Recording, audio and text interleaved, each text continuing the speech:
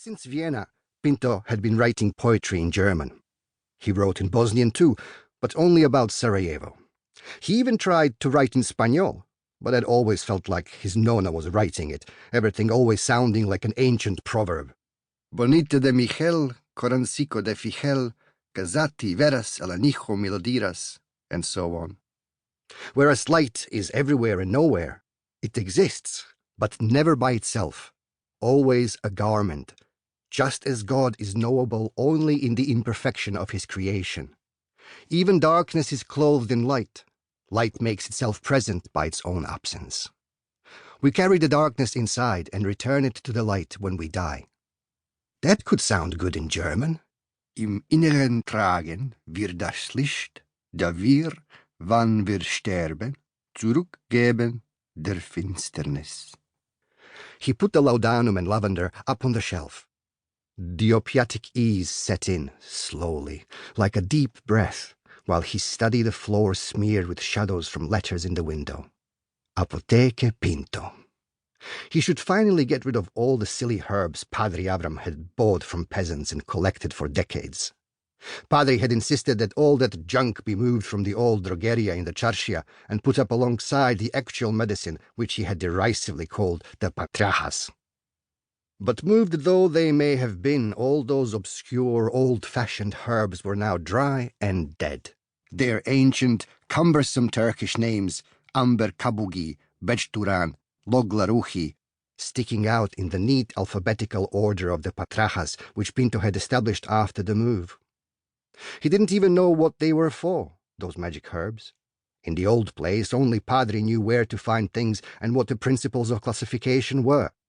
The drogeria had really represented the interiority of Padre's head. All the books and the Pricantes and Segulot and Basme on the shelves and the burned sugar scent of the halva he had with coffee, crawling against the ceiling the clouds of tobacco smoke as dense as his thoughts. Those ancient peasants of his still came by the apotheke, sometimes clad in their sheep-stink clothes and animal-hide footwear, with their random ripe boils marring their mountain veneer with their untold diseases, gnarled bones and rotten teeth.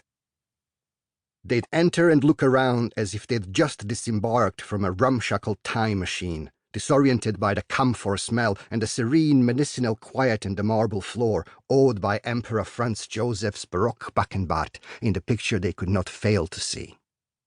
Only Nonna Solomon's picture on the opposite wall, dating from the last century, assured them they actually were where they were meant to be. They recognized Nonna's fez, his furrowed brow and stately white beard. Even his kaftan adorned with a medal on his chest, pinned once upon a time by none other than a representative of the Sultan Abdul Hamid himself. The peasants would ask for the old Jewish Hechim, and Pinto would have to tell them that the old Hechim was dead and gone, and that he, Dr. Raffo to them, was now the rightful heir of this medicinal little empire, and that the only herb he would ever be interested in buying from them was lavender. But there was little lavender in the grim mountains around Sarajevo, so the peasants returned unrewarded to their thick and ancient forests, where they lived and copulated with wild beasts, and never came back to the Apotheke Pinto, which was just as well. Because we now lived in a brand new century. Progress was everywhere to behold. The future was endless, like a sea. Nobody could see the end of it. No one cared about Beyturan anymore. Amber Kabugi was probably something that summoned ghosts or killed witches and vilas, made your teeth fall out, caused a never-ending erection. Well, that wouldn't be half as bad. The morning had started with a cannon salvo, welcoming to our beloved God-forsaken city the Archduke Franz Ferdinand von Österreich-Este, heir apparent to the Habsburg Empire and Inspector General of the Imperial Armed Forces, accompanied by Her Highness the Duchess. Now there was another boom, an extra welcome to His and Her Highness. Only later that day would Pinto find out that the boom had been caused by a hand grenade a hapless young assassin had hurled at the Archduke's car. I can confirm from personal experience that we are always late to the history in which we live.